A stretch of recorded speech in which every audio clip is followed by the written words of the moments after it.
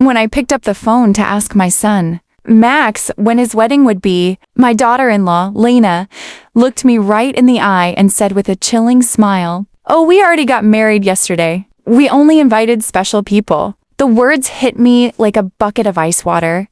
Special people. I, who for 3 years had paid their monthly rent of $500, bought every piece of furniture in their house, and filled their refrigerator when they had nothing to eat, was not a special person.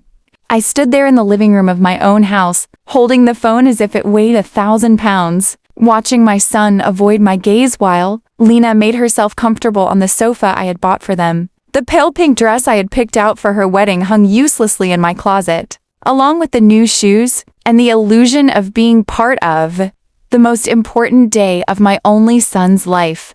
I had spent $200 on that dress, thinking about how nice I would look in Max's wedding photos in which I would never appear. For weeks, I had planned every detail. I had put money aside to give them $1,000 as a wedding gift.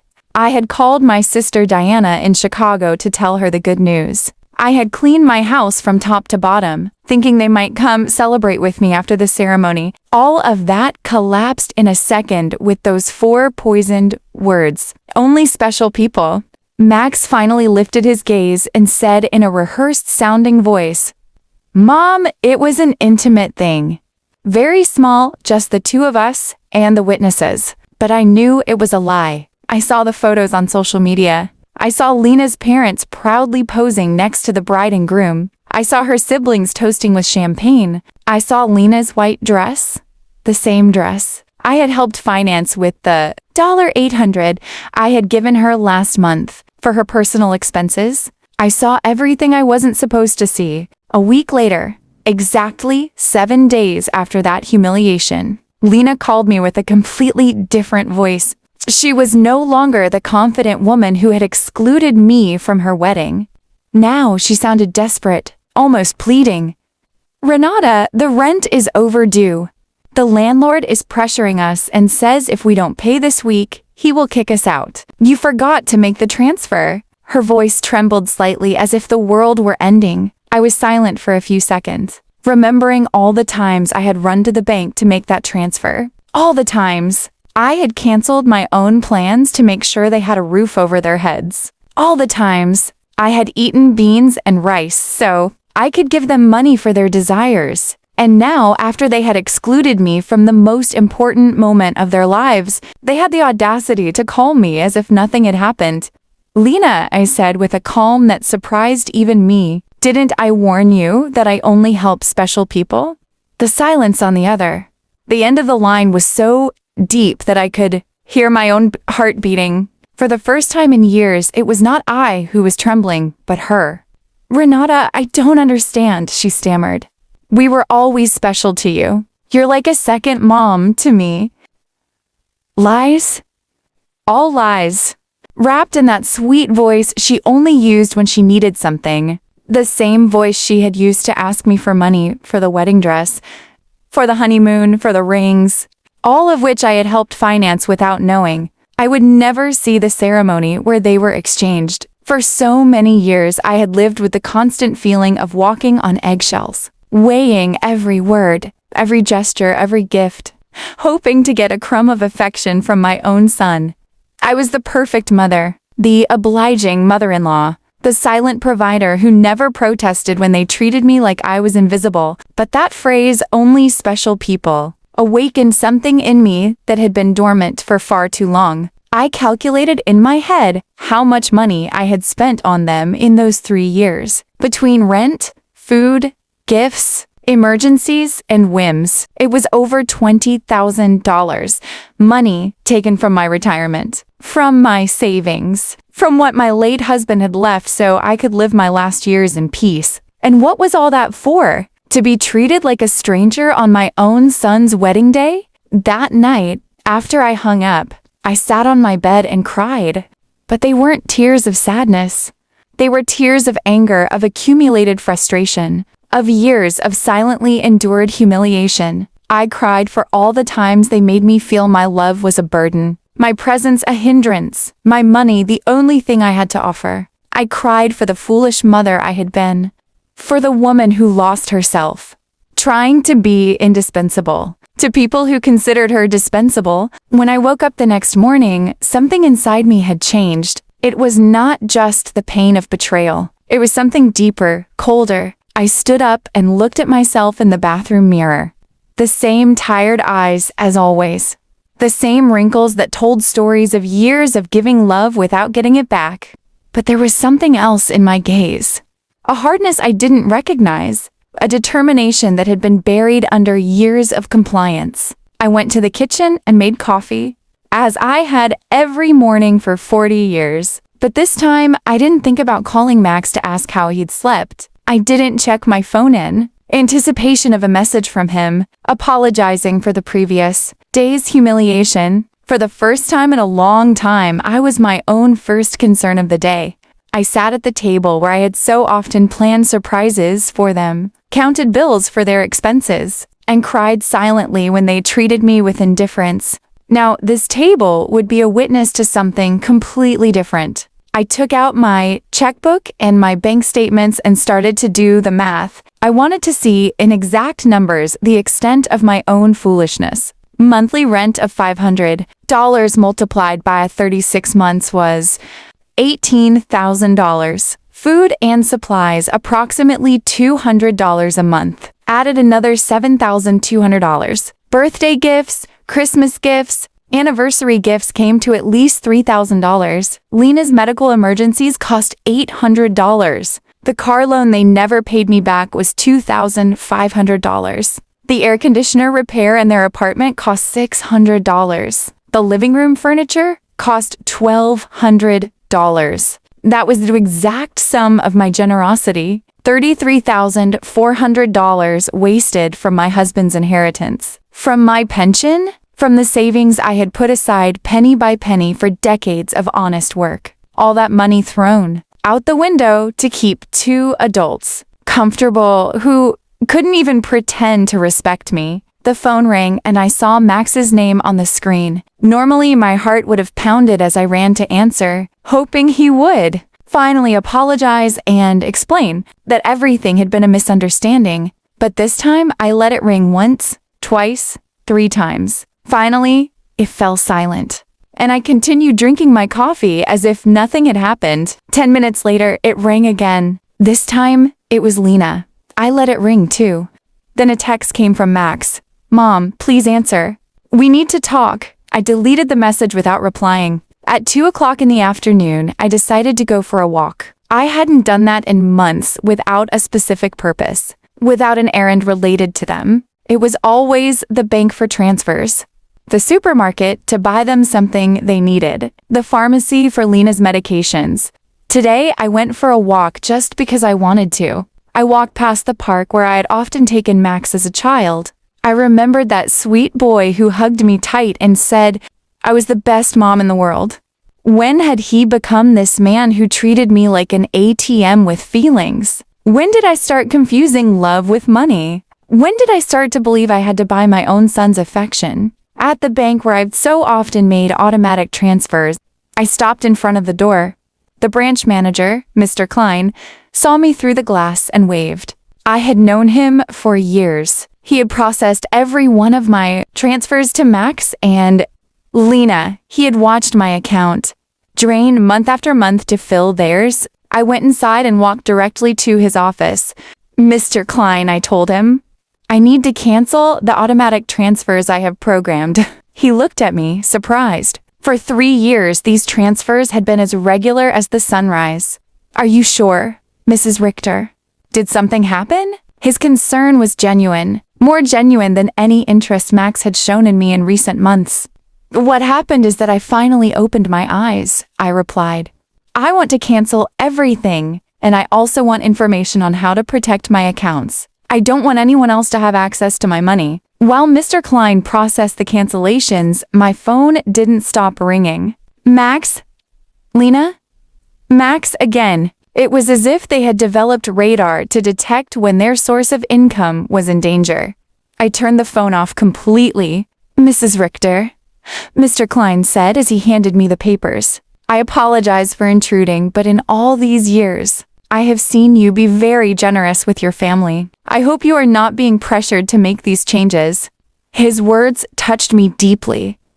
This man who barely knew me, beyond bank transactions, showed more genuine concern for my well-being than my own son. "I'm not being pressured, Mr. Klein. On the contrary, I have finally stopped pressuring myself." When I left the bank, I felt strangely light, as if I had left an enormous burden in that office. For the first time in years, my money was entirely mine. I had no financial obligations to people who saw me as a resource instead of a person. I went home and thought about all the things I hadn't done to please Max and Lena, the trips I hadn't taken to save money for them, the friends I no longer saw because I was always available for their emergencies, the hobbies I had given up because every dollar I spent on myself was $1 less for their needs. When I got home, I found 3 cars parked in front of my door. Max's, Lena's, and one I didn't recognize. I could see movement inside my house through the windows. My blood ran cold. I had given them keys because I trusted them, because I thought they would one day take care of me, just as I had taken care of them. I took a deep breath before opening the door. It was time for the first real confrontation of my new life. I opened the door to my house and saw a scene I will never forget. Max was sitting on my sofa with his head in his hands. Lena was pacing back and forth like a caged animal. And the older man I didn't know was going through papers on my dining table. My papers? My personal documents. "What is happening here?" I asked in a voice that sounded louder than I expected. All 3 of them looked at me as if I were the intruder in my own house. Lena was the first to speak, and her voice had that desperate urgency I had already heard on the phone. "Renata, thank God you're here. We need to talk. Mr. Fisher is from the law firm we consulted about your situation." My situation? The question came out of my mouth with a calm that surprised me. "What situation?" "I'm doing perfectly fine." Max finally lifted his head and looked at me with those eyes that once belonged to an innocent child and now only reflected financial panic. "Mom, we went to the bank and they told us, you canceled all the transfers, Mr. Klein. Explained that you also blocked our access to your accounts. We don't understand why you did that." Mr. Fisher, a man in his 50s in a gray suit and a smile that didn't inspire confidence, approached me with an outstretched hand. "Mrs. Richter, I am Dr. Fisher, a family law attorney. Your children are concerned about your mental well-being and have asked me to assess the situation." I didn't shake his hand. Instead, I went directly to my dining table and collected all my documents that he had been reviewing without my permission. "These are my private papers. You have no right to look at them without my consent." "Mun," Max interjected with that condescending voice he had perfected in recent years. "We're worried about you. Your behavior has been very strange lately. First, you financially cut us off without an explanation. Then you don't answer our calls. We think you might need professional help." Lena approached and tried to take my hand with that fake tenderness she reserved for moments when she needed something. "Renata, honey, we know you're under a lot of stress. Maybe the loneliness is affecting you more than you think. At your age, episodes of confusion are normal." The word confusion echoed in my head like an alarm bell. Now I understood why they had brought the lawyer. It wasn't about helping me. It was about declaring me mentally incompetent and taking control of my finances. The same woman who had told me they only invited special people to their wedding was now treating me like a senile old lady. "I am not confused," I said with a firmness that silenced everyone. "I am clearer than I have been in years, and you are going to leave my house right now." Mr. Fisher interjected with that professional voice lawyers use when they want to sound reasonable. "Mrs. Richter, I understand you feel overwhelmed, but your children have a right to intervene if they believe your ability to make financial decisions is impaired. They have documented several concerning behaviors." Concerning behaviors. The laugh that came from my throat was hoarse, almost cruel. "Like what? Are you deciding that my money belongs to me?" Deciding to no longer finance the lives of two adults who treat me like trash? Lena jumped up as if I had slapped her. We never treated you badly. You are a part of our family. Everything you have will belong to us one day anyway. We're just speeding up the process. There was the naked, unvarnished truth. Everything I had would one day belong to them. In their minds, I was already dead and they were just collecting their inheritance in advance. It didn't matter if I had 70 years or 70 days left. To them, I was just an ATM with legs that had become problematic. Out, I said, pointing to the door. All three of you get out of my house. Max stood up with that angry, childlike face he made when he didn't get his way. Mom, we can't just leave. We have obligations. The rent, the car payments, the credit card you co-signed for. You can't just cut us off from one day to the next. I can't? My voice rose for the first time in the entire conversation. Who says I can't? For years, I have paid rent that wasn't even in my name. I filled a refrigerator in a house where I was not welcome. I financed a life that clearly had no place for me. Mr. Fisher took a folder from his briefcase and placed it on my table. Mrs. Richter, we have prepared some documents that could facilitate this transition. A power of attorney that would allow Max and Lena to manage your finances more efficiently. This would just be temporary until you feel better. I took the folder and, without even opening it, threw it directly into the trash can. The only transition that is going to happen here is yours to the front door. Lena started to cry.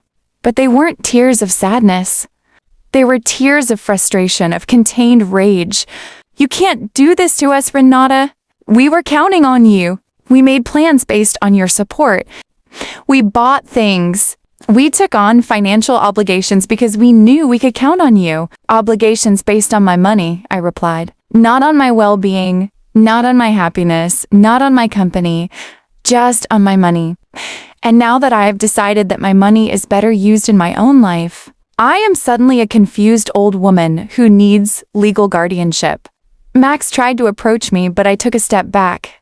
He was no longer the boy who ran into my arms when he had nightmares. He was a 35-year-old man who saw his mother as an obstacle between himself and a comfortable life financed by others. Mom, we made mistakes, he said in a voice that was supposed to sound remorseful. The wedding was a misunderstanding. Lena was nervous. I was under pressure. We can fix this if you just become reasonable again. Reasonable.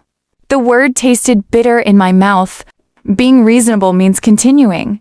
To pay for your life while you treat me like a stranger. It means pretending it doesn't hurt to have been excluded from the most important day of my only son's life. Mr. Fisher packed his papers with the efficiency of someone who is used to having proposals rejected. Mrs. Richter, this is not over. Your family has legal options. If you are indeed making irrational decisions due to mental health problems, a judge can determine that you need guardianship. His words were like a blow. I realized this was not just a manipulative family visit. It was a real legal threat. They wanted to declare me incompetent to manage my own affairs.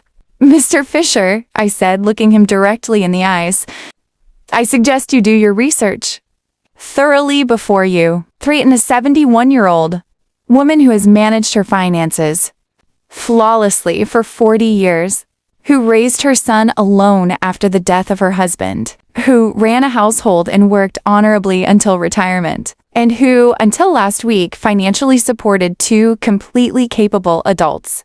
Lena stopped crying and looked at me with a coldness that finally showed her true face. This won't stay like this, Renati. We have rights and lawyers, too. Perfect, I replied. Hire all the lawyers you want. With your own money, of course, because mine is no longer available to finance your legal tantrums.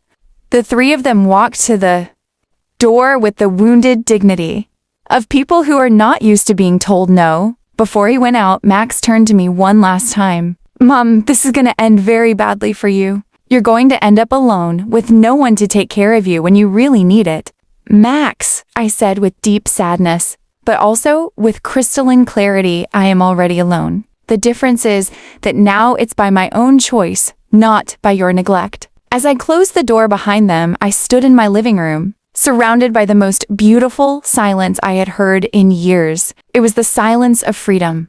That night, I couldn't sleep, but not out of sadness or regret, but out of adrenaline from having reclaimed control. I lay awake in bed, planning my next steps like a general preparing for a battle. If Max and Lena wanted to fight, I would give them a war. But it would be a war I would fight with intelligence, not with emotion. At 6 o'clock in the morning, I was already dressed and ready to go. My first stop was the office of attorney Mr. Weber, a man I had met years ago when I was handling my husband's will. Unlike Mr. Fisher, whom Max and Lena had brought, Mr. Weber had an impeccable reputation and specialized in protecting the rights of the elderly. Mrs. Richter, he told me as I explained the situation, what your children tried to do yesterday is more common than you think. It's called elder financial abuse and it's a federal crime. The fact that they entered your house without permission and reviewed your private documents also constitutes a violation. His words both calmed and worried me. They calmed me because they confirmed I wasn't crazy, that what had happened was truly abusive. They worried me because I realized the situation was more serious than I had thought. We have to document everything, Mr. Weber continued. Every transfer, every gift, every time they pressured you for money. We will also change your will to protect your assets from future manipulation attempts. We spent 3 hours reviewing my financial records. Mr. Weber whistled when he saw the total sum, $33,400 in 3 years. Mrs. Richter, with this money, you could have lived comfortably, traveled and enjoyed your retirement. Instead, you completely financed the lives of 2 adults who didn't even respect you enough to invite you to their wedding. When I left Mr. Weber's office, I had a complete plan. First, I would change all the locks on my house. Second, I would install a security system with cameras to protect myself from future surprise visits. Third, I would open a new bank account at a different bank where they had no contact. And fourth, I would start living the life I had postponed for years. My next stop was the hardware store. The owner, Mr. Summer, had known me for years because I was always buying things to fix Max and Lena's apartment. This time was different. Mrs. Richter, what brings you here today? Another emergency with your son? He asked with the familiarity of a person who had silently witnessed my wasted generosity. No, Mr. Summer, this time it's for my own house. I need to change all the locks and I want them to be of the best quality. He looked at me, surprised, but asked no questions. While I was choosing the locks, his son Ethan, who installed security systems, came by. It was Providence in action. Ethan, I told him, I also need to install surveillance cameras. The complete system. The price is not an issue. While they were preparing everything for the installation the next day, I received a call from an unknown number. It was Lena calling from someone else's phone because I had blocked her number after the previous day's confrontation. Renata, it's Lena. Please don't hang up. We need to talk like civilized adults. Speak, I said dryly. Listen, I understand you're upset about the wedding. It was a mistake. Max and I have talked about it and we want to make it up to you. How about we have a special dinner to celebrate our wedding with you? We can do it at your house, cook together like we used to. The manipulation in her words was so obvious that I almost had to laugh. Lena, how much rent do you owe exactly? The silence on the other end confirmed that I had hit a nerve. Well, it's 2 months, $1,000 total, but I'm not just calling for that, Renata. We really miss you in our lives. Do you miss me or my money? I asked directly. Both, she replied with a surprising honesty. Renata, I won't lie to you. Yes, we need your financial help, but we love you too. You're important to us. If I'm so important, I said, why wasn't I important enough to be at your wedding? Why am I not important enough to get a call that doesn't ask for money? When was the last time you called me just to ask how I was doing? Another silence. We both knew the answer. Never, Lena. I'm only going to explain this to you once. For 3 years, you have treated me like an ATM with feelings. You used me. You ignored me. You humiliated me, and finally, you insulted me in the worst possible way. Now that the money is running out, you suddenly discover you love me. Renata, please. I cut her off. There is no please. You made your choice when you decided I wasn't special enough to be at your wedding. You made your choice when you decided I wasn't special enough to be at your wedding. Now I'm making mine. I hung up and turned the phone off completely. I didn't want any more interruptions on my day of liberation. That afternoon, I went to the beauty salon I hadn't been to in over a year. I always canceled my appointments because Max or Lena needed something urgent, or because the money I had set aside for myself became an emergency for them. Mrs. Richter, my favorite hairstylist Cynthia, called out, "What a surprise! I thought you had forgotten us." I didn't forget you, Cynthia. I just forgot that I also deserve to be pampered. I treated myself to the full treatment. Cut, color, manicure, pedicure. For the first time in years, I spent money on myself without feeling guilty, while Cynthia worked on my hair. She told me about her life, her children, her dreams. It was refreshing to have a conversation that didn't revolve around Max and Lena's needs. "You look beautiful, Mrs. Richter," she said when she was done. "But more than that, you look free. Did something good happen?" "Yes, Cynthia." I finally learned to say no. When I got home that afternoon, there was a car in front of my door that I didn't recognize. My heart raced for a moment, thinking Max and Lena might have come back with reinforcements. But as I got closer, I saw an older woman sitting on the steps of my porch. "Mrs. Richter?" she asked as I got out of the car. "Yes, that's me. Can I help you?" "I'm Eleanor Brooks. I live next door.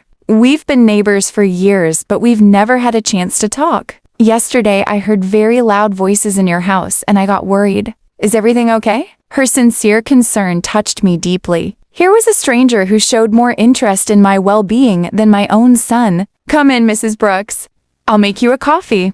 And I'll tell you a story you won't believe." While I was making coffee, I told her the whole situation. Eleanor listened without interrupting, nodding occasionally, and when I finished my story, her eyes were filled with tears. "Mrs. Richter," she said, "you did the right thing. I went through something similar with my daughter 5 years ago. I also thought it was my duty to finance her adult life. I also believed they wouldn't love me if I didn't give them money. What happened? I cut off the money when I realized they only called me when they needed something. At first, it was terrible. They threatened me, emotionally blackmailed me, tried to make me feel guilty. But after 6 months, my daughter called to genuinely apologize. Now we have a real relationship based on love, not on money." Her words gave me hope and confirmed that I had made the right decision. "Do you think Max and Lena will understand one day?" "Maybe yes, maybe no," she answered honestly. "But that's no longer your responsibility."